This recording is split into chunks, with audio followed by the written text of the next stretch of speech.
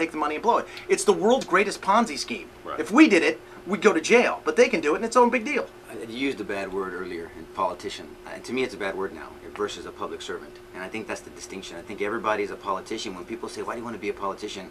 Actually, I don't. I want to be a public servant. And you have to be a politician to get to be a public servant. Well, I mean, it depends what you think. I mean, I think a public servant is a public servant. Freeman Clark said it a long time ago. He said the politician thinks of the next election, and the statesman thinks of the next generation. And then that's the mentality that we've lost, I think, in quote-unquote politics.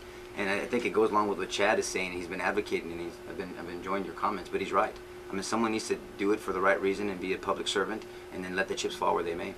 But what happens to that person when they're telling you a scary Halloween story about the economy and the future and no more entitlements and no more? What happens to that person? Well, maybe they fall to the wayside, but then they plant a seed.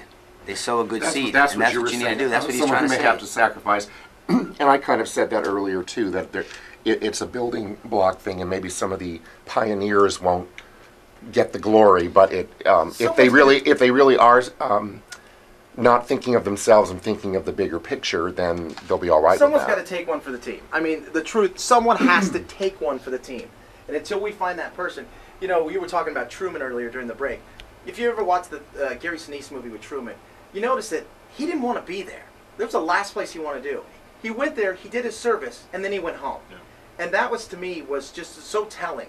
Democrat, Republican, he went, he thought he had a duty, he went and did the best for the country and the best for the people, and he left. And he thought about the next generation. And that's what we don't have anymore. We have these career politicians, and like you said, they think about their next election. And the problem is, and maybe I shouldn't say this or not, but they prostitute themselves out for the position. And so they become so loyal to the position, they forget about the people. And that's the problem. Then that's when they sell their soul. They go there and they realize, hey, wait a minute, this is not what I signed up for. And so then let me prostitute myself to make sure that I keep this position, and then they forget about the constituents. Whoa, prostitute. I mean, I'm just saying. It's a bad word there, Jack. I don't want to offend you, Dad. Let me tell you, that's the nicest word we use. Okay, good. That's probably the most polite version of that word we use on this show. That was my first time, Jack. There was a movie with Eddie Murphy about 5-10 years ago called Distinguished Gentleman, and it was hilarious.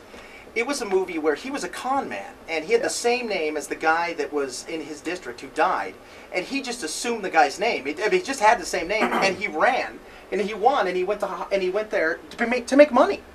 He went there to be, as funny as that is, it's all true. I mean, that's the sad thing. It's scary to believe that that's true, but they said the great line in the movie is like, hey, we're going to go to the land of dreams, the land of money. And the guy's like, Las Vegas? He's like, no, Washington. Yeah, that's the ultimate Las Vegas. Yeah. More Gang of Four on a Friday morning. It's 10:45 on KTSA.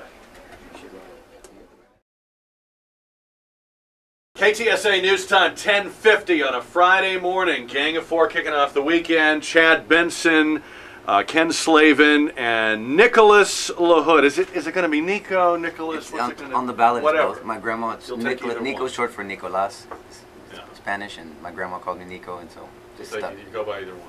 If Nico gets into trouble, you'll become Nicholas. That's right. Yeah, okay. So don't call me late for dinner. Just have two names. You can call me Mr. LaHood. Right. No. Start calling you Kendo. Kendo Slavin. Please call me Mr.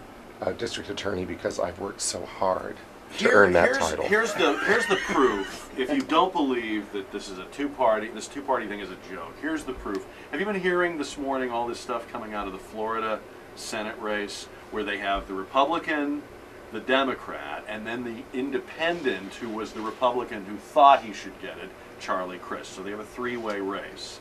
And apparently, Bill Clinton, maybe acting on his own, maybe at the behest of the White House, who knows, everybody's denying everything, has been going to this Democratic candidate, Kendrick Meek, a young congressman, and trying to coerce him and make him a deal to drop out of the race so that Crist can run head-to-head against Rubio and maybe have a chance of beating him, even though there's not a single poll that shows he would in a two-way race. And there's two things that are interesting about this. The first is that we the people don't matter at all in this equation. All those voters who went into those primaries and made those choices, the hell with you. You didn't do what we wanted. The other thing that's interesting is, I'm thinking, since there's really no likelihood that Republicans will capture the Senate, this must be about Marco Rubio. The Democrats must really be worried about this guy as a future presidential candidate, right? Yep, another one of the big states, and the governor. You got another one of the big states, California, Florida, Texas. They're the ones who seem to ship off the people who have a chance of being president. And he's charismatic. 39, good-looking, charismatic. He is right on the issues. He may be there. He may be the next Obama. Oh, don't say that. Well, you know what I mean, though. Oh, can we not use that term? But he's got that rock star kind of quality Right, that you know, the Republicans and people go, this. He's no John Boehner. No, he is. Well, why is that? His tan is natural for one thing. But look, it's just if people need evidence that this is all rigged, it's all around you. And I mean, I actually was saying a few weeks ago, I don't think you should even vote in a race where you can't vote for somebody. Because if you just if you buy this notion that it's your duty to vote, you've got to get out there and vote, and just vote anyway, they say vote for the lesser of two evils, what you're really voting for is the two-party system and continuing it. So if there's a race where there's nobody to vote for, then you don't need to be voting in that race. That's horrible. It's like horrible. It would be like I should be taken off saying, the air. "Hey, you know what? This year we decided to let the Royals and the Pirates play for the World Series. So which is the lesser of the two teams you'd like to win? That's not. But that's what we do. Unfortunately, that's what we do, and that's our problem. And we do it because we're told to do it. In fact, this business of ours, you hear people on the radio all the time leading up to Election Day. Whatever you do, get out and vote. Doesn't matter how you vote, just vote. Vote for the lesser of two evils if you have to. When you're doing that, you're perpetuating this system that we're all so unhappy with. And I'm the exact opposite, because I'm telling people not to vote. If you have no idea what you're doing, don't vote. Yes. What we should be saying is educate yourself on the candidates. It's amazing to see how many people are, and I'm not saying this in a disrespectful way, just don't know enough about candidates, and they just go in there and vote. But you know, sometimes when you educate yourself about the candidates, that's when you really get worried. Well, then don't vote then. I mean, then you know I'm you're just really saying, screwed either way. But how can you put your name behind somebody? Like, I'm not going to vouch for Chad, not that I wouldn't, unless I knew him better. What about the would you like people to know? who say, Not you guys can go get to know each other later. We're working here. What about the people who say it should be easier to vote? What are they talking about? How much easier can it get? Thank you. How much easier can it get? 2 weeks of early voting, morning, noon, and night. Long hours. Long hours on Election Day. What do you want? You want us to come to your house with a clipboard? It's back to that entitlement. It's the sheeple. Oh, how much easier can it get? Oh, can you guys come to my house? Well, I had people say to me, Can you Election think for Day me? should Is be that on possible? Saturday because I can't leave work and I'm busy. You And can leave work. Then on Saturday they would say, oh, but I have a family and the lawn kid's needs to soccer be game. raked. And, yeah, so I don't know. In fact, I think it might be too easy. You can't make somebody care, and that's the problem. And I think that people have lost the idea of knowing that their voice matters, that their vote counts, and they think, well, that's just one vote, what does it matter? And I told this person that told me that about 3 months ago, he said, what does my vote count? I said, think of 100,000 people think like you, and they do. I mean, they do. I go, that's 100,000 votes. That'll shift the whole election. Unfortunately, a lot more people than 100,000 Well, I know think that, like that. but I just wanted to give a round And number. because, I mean, coming full circle about what you've been saying, they feel like it's not going to make any difference because of the two-party system and the way that they feel like it does. They don't make. They feel like they're just a drop of. Grain of sand. Yeah. I looked it up, Grain of and sand. if you actually look it up, Barack Obama actually got only about 30% Yes. of the vote, meaning all the people who were eligible to vote in that presidential election. That's not a mandate. That's not a I'm here for the people. So what we have is a system in this country, this two-party system really doesn't represent most of us. And the winner of these two-party elections, even though he might get 53 or 55% of the vote, and that looks like a mandate, really has nothing of the kind. That's why we would be fine with a multi-party system. It's getting 55% of the 30% that voted. yeah. You know what I'm saying? Yeah, I know. And again, that's like you said, the third party system. I think once we start to break it up, and these candidates have to run on real platforms, and they have to do what they're going to say, you're going to see more people coming out to vote. But what you're going to get is you're going to get such a splinter where, like you said, it's not a mandate, 30% of the people voting, but I think you'll get 60% of the people voting that are eligible to vote, and hopefully those other 40% shouldn't vote because they don't know what's going on. But you're going to get a widespread, real look at how America feels about stuff, and you're going to find out we're a lot more centrist than most people like to think. It's not just the left and the West. On that point, I mean, think about the candidates on a national scale. During the primary, you have the Republicans play to the right side. Then you have the Democrats that play way to the left side. And then when they end up in the general election, everybody's in the middle. Yeah. Right? I mean, so how is that, to me, how is that sincere? And so I agree with what Chad is saying. Well, you keep talking like that. I don't know if you can stay in this political business. That's what Gang of Four does. It loosens the tongue. All right, more Gang of Four coming up, plus your votes in today's JR poll at 599-5555 on KTSA. Karen Klaus, good morning to you. Say hi to this Gang of Four. How about this, huh? Yes. A lot of new faces and voices and all that good stuff. Hi, pretty lady. That's that. By the way, that's Karen Klaus, our news director. Look, first ever dating agency or dating service for ugly people starting in Britain, Karen. Uglybugball.com. Well, there are a lot of ugly people over there, unfortunately. Uglybugball.com.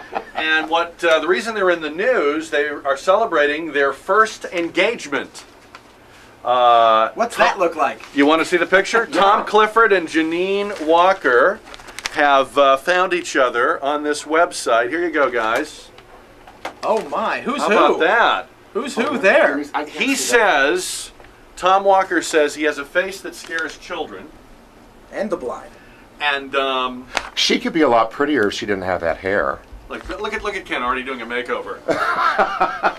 So my question to you is, where do you have to be psychologically? How low do you have to have sunk to say, I'm going to sign up for the ugly people's Let me dating tell you, service? Jack, how low you have to sink. You know, that's sad. You're not supposed to think you're ugly. Oh, so do you think that basically in everyone's life they finally decide they're either attractive or not? Karen's philosophy is give up now, give up later. Well, look, I think it would be easy because, you know, all you have to do is use your driver's license photo for one thing. Isn't that the hardest part? Passport. If you're doing Match.com or one of those, isn't the hardest part picking the photo? Yes. You were even saying, Ken, for like your album covers and stuff, you drive yourself crazy trying to find the exact right picture. I do, yeah. But look, for this, you don't want to put all that time in. You want to grab a bad picture of which I really you don't have think many. it matters with these people that I've seen what picture you were taking. You don't think there is a good picture of these two? I just A and more this sounds flattering horrible, picture of these two? And I'm not trying to be rude, but Tom looks like a woman, Yeah, a lesbian, yeah. and she looks like an Eskimo. But don't you think she could be prettier if she changed her hair? No. And got rid of those ribbons? The hair doesn't even look real. That doesn't even look real. They're trying to. The Gang of you're Four is trying, trying to brother. help this couple. I wasn't even going there with this. They were hit They're by trying the to ugly bus. counsel them. I'm amazed that there is such a website. There's not enough drink in the world for her and I to date. There you go. So you're not sorry she's off the market. No, are you kidding? I'm kind of happy that they found each other. What you know? market is she off of? No, yeah, really. No, I'm not going to say it. The spokesman for the site says this is our first engagement. We're obviously delighted for them both, and the site is going to send them off on their honeymoon to Wales. Of course. Will Well, that where be do a good- ugly people go? All right, there I you guess go. they're not There you going to go have to it. Waikiki and wear bathing No. suits.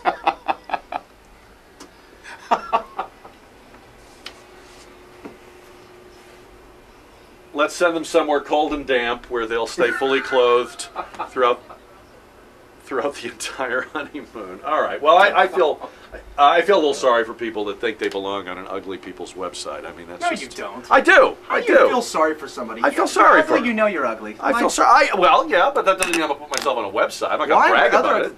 That's where pretty people go where pretty people are. Rich people hang with rich people. But I want to Ugly be people with the need to go with pretty ugly people. people. I want to be with the pretty. I want to be the only ugly person there, Chad. I don't want to be with other ugly people Why not? because I want to be with the pretty people. That's why they're pretty. But they Pretty don't is- want to hang out with you, Jack. But I'm going to try. I'm not You're going to be arrested again. Yeah, I know. This is going to end poorly for This Jack. just has no way of being There's a no good thing. there's no good way this ends. Hey, we're heading into Halloween weekend. We have this annual hype every year, right? And again, here the media plays right into this. We broadcast all the warnings. Check your children's candy. Bring it down to the hospital for a free x-ray. There are people poisoning the candy. There are people putting nails in the candy, ground glass, sewing needles. There's a guy who actually researches this every year. He says, he's a sociologist from Delaware, he says there has never been